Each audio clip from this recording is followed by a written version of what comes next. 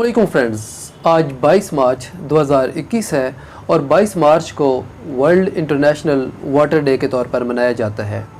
इस दिन को मनाने का मकसद आवाम में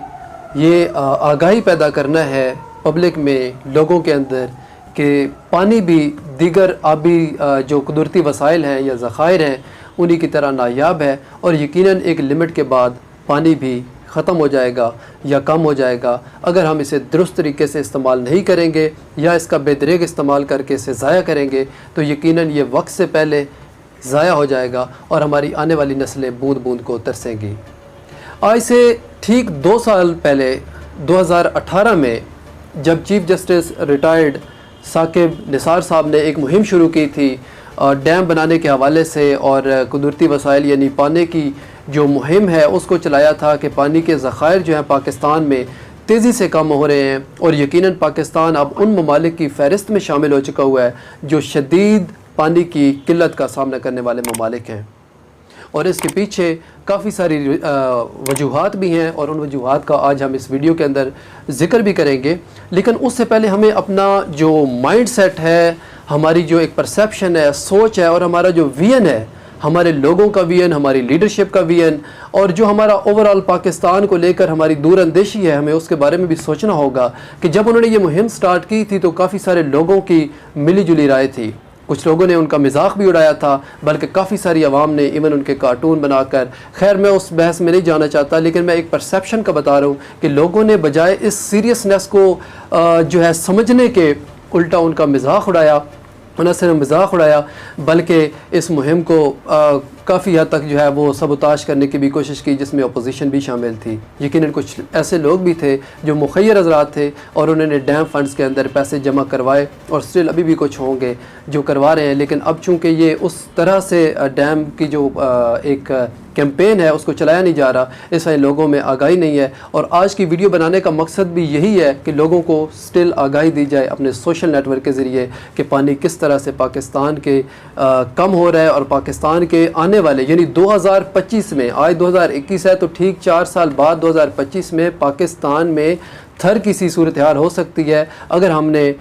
डैम ना बनाए, अगर हमने पानी के ज़खायर प्रॉपर तरीके से मैनेज ना किए और जिस तरह से अब हम बेदरेग इस्तेमाल करके पानी को ज़ाया कर रहे हैं तो यकीनन 2025 तक पाकिस्तान में 500 क्यूबिक मीटर तक जो है वो पर पर्सन पानी की मिक़दार कम हो जाएगी। और ये वो सिचुएशन होती है जब किसी भी मुल्क को शदीद पानी की किल्लत वाला मुल्क कहा जा सकता है, यानी आप डेज़र्ट थर कह सकते हैं। अब इसके पीछे वजूहात क्या है कि पाकिस्तान में पानी की जो शदीद किल्लत है वो हो क्यों रही है। सबसे पहली बात तो यह है कि पॉपुलेशन, हमारी पॉपुलेशन जो है उसके बढ़ने का तनासुब जो है वो इस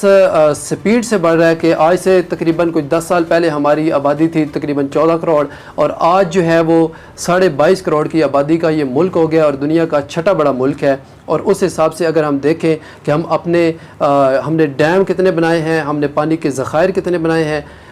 तो उसकी मिक़दार इंतहाई कम है। आपने हर साल देखा होगा कि बारिशें बरसती हैं, सैलाब आते हैं, वो सैलाब जो है घरों के साथ फसलों को तबाह करते हुए सारा पानी जो है वो समुद्र में बह जाता है, लेकिन उसे स्टोर करने के लिए कोई जगह नहीं होती। दूसरी बड़ी वजह जो है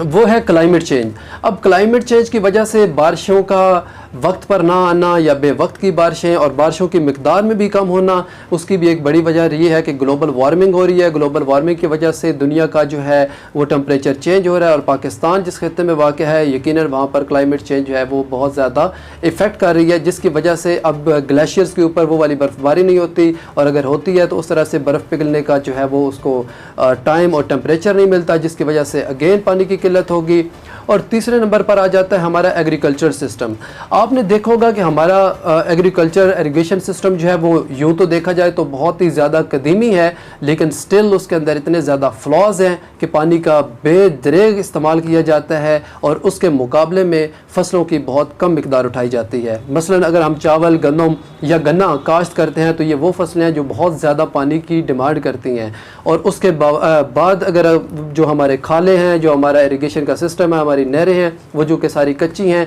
तो आधे से ज़्यादा पानी जो है वो रास्ते में ही ज़ाया हो जाता है और फसलों तक पहुँचते पहुँचते उस मिक़दार की बहुत ही कम रह जाती है। और यूँ अगर देखा जाए कि पर क्रॉप जो पानी की यूटिलाइजेशन है तो वो बहुत ज़्यादा है, इसके मिक़दार में जो ग़िज़ा है वो बहुत कम आ रही है। तो ये कुछ बुनियादी चीज़ें हैं कि जिनको हमारी हुकूमत को, हमारे हुक्मरानों को, अब माजी में देखें कि आज से 30-40 साल पहले जो डैम बने थे वही बने हैं, उसके अलावा हमने कोई भी पानी का ज़ख़ीरा खुद से नहीं बनाया। अब ये जो कैंपेन चली थी, ओबियसली इस कैंपेन में सबको पता था कि 1400 अरब रुपए यकीनन पाकिस्तानी अवाम से जो चंदा इकट्ठा करके तो नहीं बनाए जा सकते, बट स्टिल विजन क्या था? विजन ये था कि अवाम को आगाही दी जाए, अवाम को बताया जाए कि भाई जिस पानी को आप बेदरेग इस्तेमाल कर रहे हो इसकी एक लिमिट है। आज आप देखेंगे जो हमारे पाकिस्तान के 24 बड़े शहर हैं और उनके अंदर रहने वाली आवाम इवन साफ़ पानी को तरसती है। साफ़ पानी तो दूर, उनको जो है वो पानी जो रनिंग वाटर जिसे आप कह सकते हैं कि आपने पंप या मोटर ऑन की और पानी आपको मिलना शुरू हो गया, तो वो रनिंग वाटर उनको अवेलेबल ही नहीं है। वहाँ पर ट्रक्स और इस तरह की जो टैंक्स हैं वो वाली पानी की सप्लाई का ज़रिए है और एक दफ़ा टैंक आता है और पूरे दिन आपने पानी इस्तेमाल करना होता है। ये 24 बड़े शहरों की बात मैं आपको बता रहा हूँ। और आप इमेजिन करें कि अगर यही सूरत हाल रही तो पाकिस्तान के कोने कोने में इसी तरह पानी की जो किल्लत है उसका सामना होगा, और जब पानी नहीं होगा तो आपको ग़िज़ाई किल्लत का सामना करना पड़ेगा, और जब ग़िज़ाई किल्लत हो जाएगी तो आपका मुल्क किस स्टेज पर खड़ा होगा। और ये वक्त सिर्फ 4 साल बाद है, क्योंकि ये वर्ल्ड इंटरनेशनल सर्वे है। ये कोई मैं जो है अपने पास से बातें नहीं कर रहा हूँ, या ये कोई पॉलिटिकल स्टंट्स नहीं है, ना उस तरह की कोई बात है। ये रिसर्च की है, जो इंटरनेशनल इंस्टीट्यूशंस हैं उन्होंने की है कि पाकिस्तान की जो मौजूदा सूरत हाल है और जिस तरह से ये फैक्टर्स इन्वॉल्व हैं, यकीनन 2025 तक पाकिस्तान में शदीद पानी की किल्लत का सामना होगा। अब हमें करना क्या चाहिए? हमें being a responsible citizen of Pakistan हमें ये सोचना चाहिए कि भाई हम बेदरेग पानी का इस्तेमाल ना करें। हमारी लीडरशिप को सोचना चाहिए कि वो एग्रीकल्चर के ऊपर फोकस करें, इरिगेशन की जो सिस्टम है उसके ऊपर फोकस करें, नदी नाले या जो भी आपके खाले हैं उनको पुख्ता करके इस पानी को बचाएं। और उसके बाद आपको डैम बनाने की बहुत शदीद ज़रूरत है। ऑब्वियसली हुकूमत के ऊपर प्रेशर होगा, बट हर साल के बजट में से ये जो अभी विजन है कि डैम बनाने हैं, तो ये बहुत ज़्यादा इन चीज़ों को जल्दी करने की ज़रूरत है। आपके आधे से ज़्यादा दरिया तो खुश्क पूरा साल फिरते हैं, और उसकी भी एक वजह यह है कि डैम पीछे है नहीं, पानी आता है, बह जाता है, ज़ाया हो जाता है। तो इरिगेशन का सिस्टम, उसके बाद डैम्स वगैरह बनाने का सिस्टम और क्लाइमेट चेंज, इसके हवाले से तो देखा ही होगा कि इमरान खान को अक्सर ये इंटरनेशनल रिकग्निशन भी मिलती है कि इन्होंने बहुत ज़्यादा फोकस किया है